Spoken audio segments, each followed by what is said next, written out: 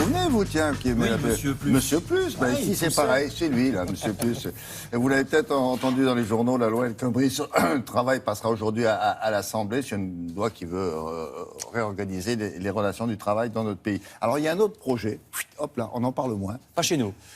Ici, oui, mais ailleurs, il me semble pas assez, auquel on commence à songer d'autres pays. C'est ce qu'on appelle le revenu universel.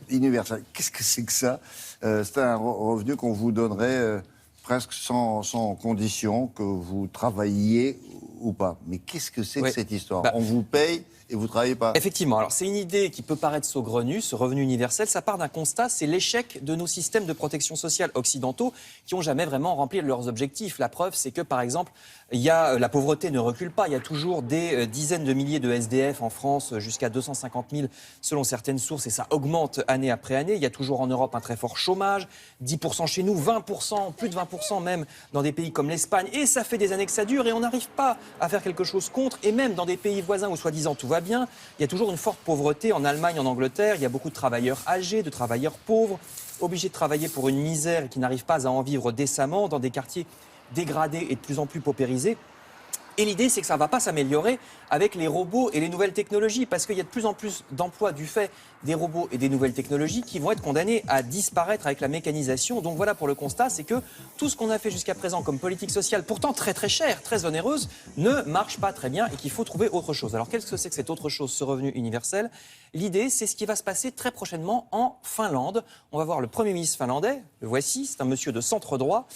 Son projet, c'est que l'État donnera à chaque Finlandais une somme sans aucune condition, que vous soyez riche ou pauvre, quel que soit votre âge, votre situation familiale. Vous recevez 800 euros par mois. À quel âge on peut ça? À un certain âge. À un certain âge. Alors ça peut être un peu moins cher pour les enfants, effectivement, mais vous n'avez même pas besoin de chercher un travail, c'est à vie. Le calcul des Finlandais, c'est que de toute façon, ça coûtera moins cher que l'empilement de paperasse, d'administration, de fonctionnaires qu'on connaît très bien en France, puisqu'on supprime tout le reste, évidemment. Hein. On supprime les allocations familiales, le minimum vieillesse.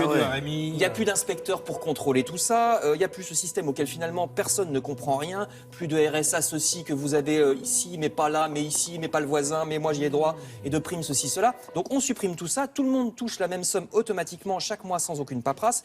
Si vous êtes chômeur longue durée, ça vous fait de quoi vivre. Si vous êtes travailleur pauvre, ça vous fait une petite prime.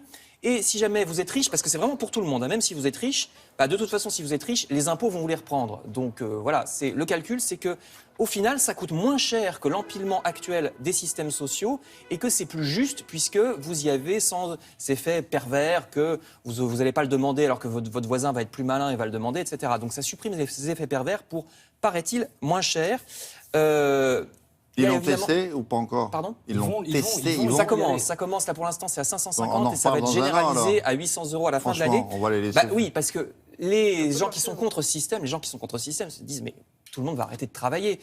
Et les partisans répondent mais 800 euros c'est pas beaucoup, donc c'est pas très agréable de travailler pour 800, de ne pas travailler pour 800 euros. Bien sûr.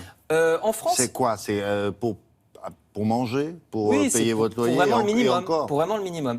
Il y a des partisans en France qui vont vraiment de gauche à droite. Il y a par exemple, regardez, l'ancien ministre Arnaud Montebourg qui est pour ce système. Il y a aussi à droite l'ancien Premier ministre Dominique de Villepin qui a déclaré qu'il était pour ce système de revenu universel.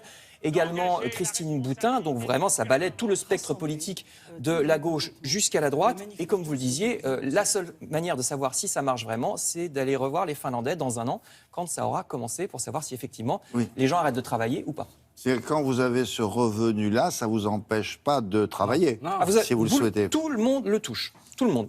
Donc vous travaillez, vous gagnez votre vie bien ou pas bien, vous devenez entrepreneur ou pas, ça ne change rien. C'est-à-dire qu'on considère vous l'avez dans le tiroir déjà, bon, c'est comme ça. Deux choses l'une, soit vous êtes très pauvre, ça vous fait de quoi manger, soit vous êtes moyennement pauvre, ça vous fait une prime, soit vous êtes riche, de toute façon les impôts vont vous les reprendre. Donc c'est très juste et surtout c'est très simple, donc ça fait des économies.